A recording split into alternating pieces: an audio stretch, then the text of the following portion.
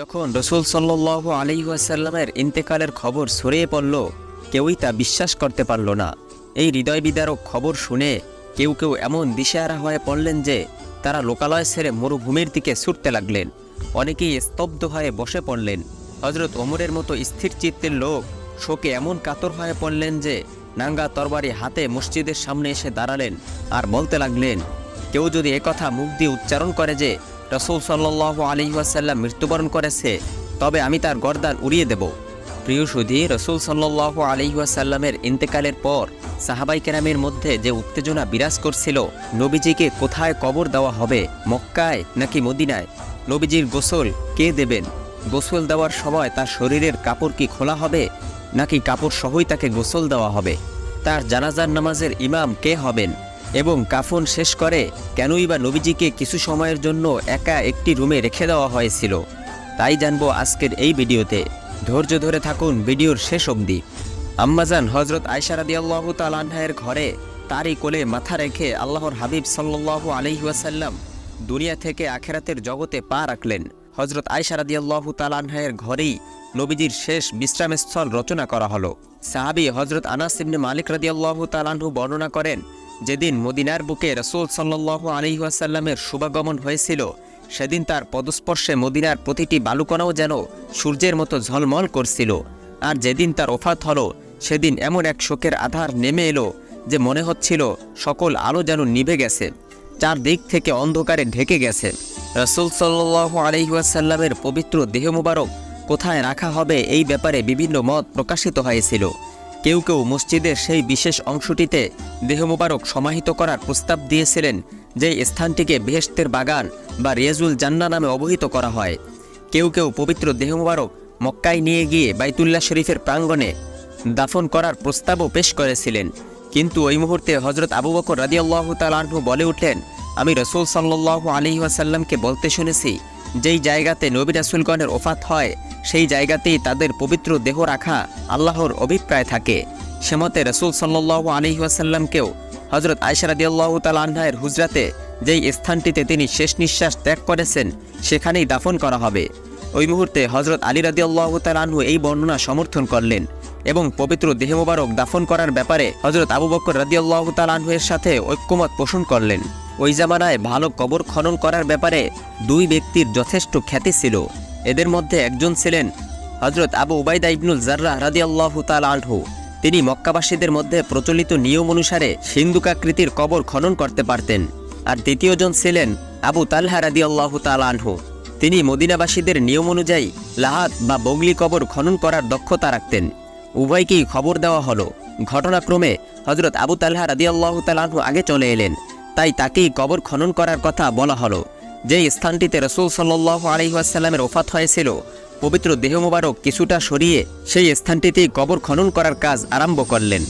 হজরত আয়েশা রাদিয়াল্লাহু তাআলা আনহা বর্ণনা করেন, পবিত্র দেহ মুবারক গোসল দেওয়ার সময় কথা উঠল, নবীজির শরীরে যে কাপড় রয়েছে সেগুলো সরিয়ে গোসল দেওয়া হবে নাকি সেগুলো সমেত গোসল দেওয়া হবে।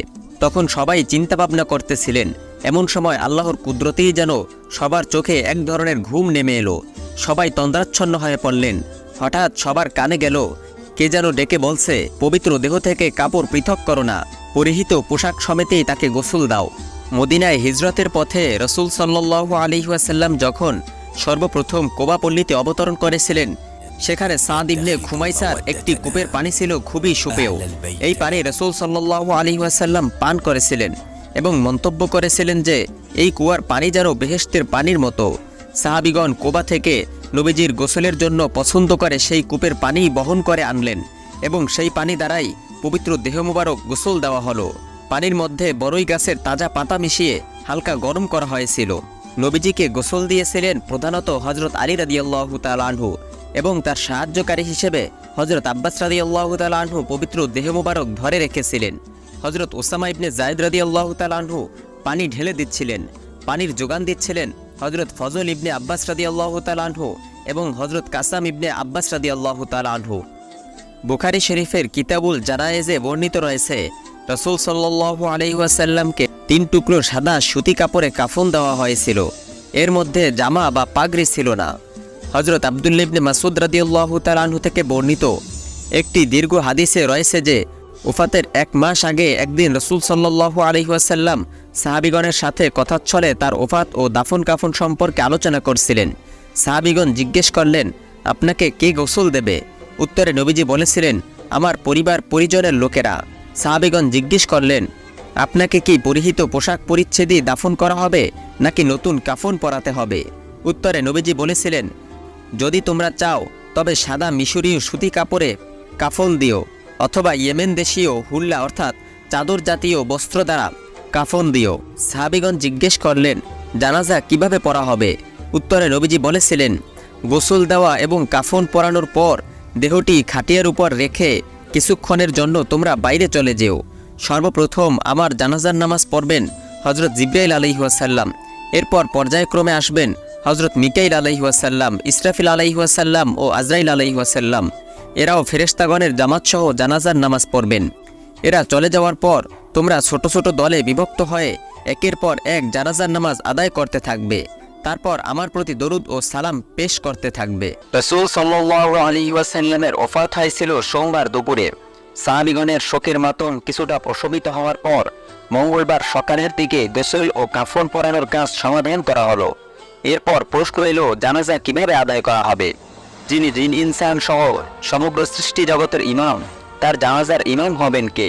তাই জানাজা পড়া হলো এক ব্যতিক্রমী পদ্ধতিতে।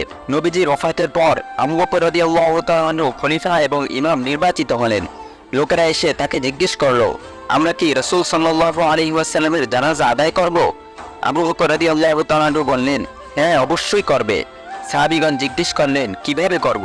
তিনি বললেন, ছোট ছোট দলে বিভক্ত হয়ে হুজরা শরীফে প্রবেশ করো, জানাজার তাকবীর বলো এবং দরুদ ও সালাম পাঠ করে জানাজা আদায় করো। এভাবে একদল বের হয়ে আসলে অন্য একদল প্রবেশ করবে এবং পৃথক পৃথকভাবে জানাজা আদায় করবে। এভাবে অন্তত 30,000 লোক নবীজির জানাজা আদায় করেছিলেন। মদিনা শরীফ এবং চারদিককার সম্ভাব্য সমস্ত এলাকা থেকে লোকজন এসে জানাজা এবং দাফন কাফনের শরিক হয়েছিল। আর এই জন্যই দাফন বিলম্বিত হয় এবং দেহ মোবারক বুধবার দিন অপরাহ্নে কবরস্থ করতে হয়। হাজার হাজার শোকাতুর সাহাবী কর্তৃক জানাজা আদায় করার পর দুজাহানের শাহেনশাহের পবিত্র দেহ মোবারক কবর শরীফে স্থাপন করার আয়োজন করা হলো। হযরত আলী রাদিয়াল্লাহু তাআলা আনহু, হযরত আব্বাস রাদিয়াল্লাহু তাআলা আনহু এবং তার দুই পুত্র হযরত ফজল এবং হযরত কাসম রাদিয়াল্লাহু তাআলা আনহুমা নবীজির দেহ মোবারক কবরে নামালেন। পশ্চিম দিকে মাথা এবং পূর্ব দিকে পা রেখে পবিত্র দেহ মোবারক স্থাপন করা হলো। চেহারা মোবারক কিবলার দিকে ফিরিয়ে দেওয়া হলো। উল্লেখ্য যে মদিনা শরীফ থেকে কিবলা সোজা দক্ষিণ দিকে, তাই দেহ মোবারকের মুখ কিবলার দিকে করে পেনের দেওয়ার জন্য কবর পূর্ব পশ্চিমে প্রলম্বিত করতে হয়। দাফন করার পর কবরের মাটি উটির পিঠের ন্যায় কিছুটা উঁচু করে দেওয়া হলো। তারপর কবরের উপর পানি ছিটিয়ে দেওয়া হলো। কবর শরীফ ছিল হযরত আয়েশা রাদিয়াল্লাহু তাআলা আনহার হুজরা শরীফের মধ্যে। হযরত আয়েশা রাদিয়াল্লাহু তাআলা আনহা প্রথম দিকে হুজরার অন্য এক পাশেই বসবাস করতেন। পরে জিয়ারতকারীগণের ভিড় বেড়ে যাওয়ায় কবর শরীফ এবং তার বাসস্থানের মধ্যে একটা দেওয়াল তুলে দেন। রাসূল সাল্লাল্লাহু আলাইহি ওয়াসাল্লামের পর আবু বকর রাদিয়াল্লাহু তাআলা আনহুকে তার পাশেই কবর দেওয়া হলো।